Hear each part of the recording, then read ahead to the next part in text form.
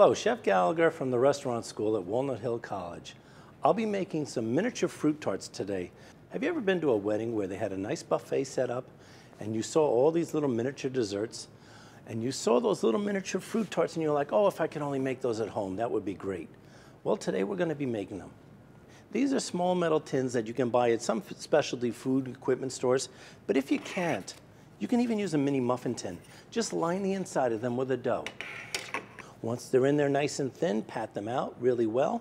You'll then place them onto a baking sheet and you'll bake them off at 375 degrees.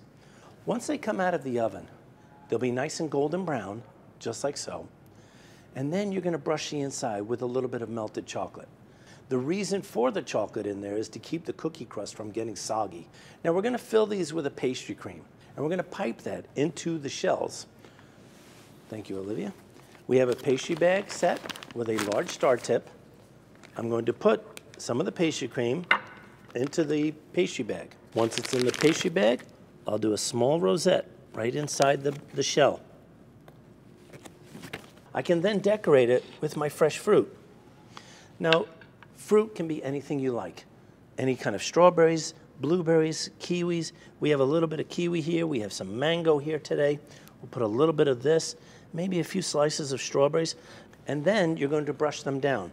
Now you do want to seal them because otherwise the fruit can look a little nasty after it sits a little while. Here we've just taken some apricot jam. We've heated it up in a pot, strained it to get any solids out of it, and then I'm just going to lightly glaze the top of the fruit, just so it looks nice and shiny and it helps to preserve the fruit. After I get all my tarts done, I can then put them on a platter, serve them down in front of my guests, and just listen to the applause.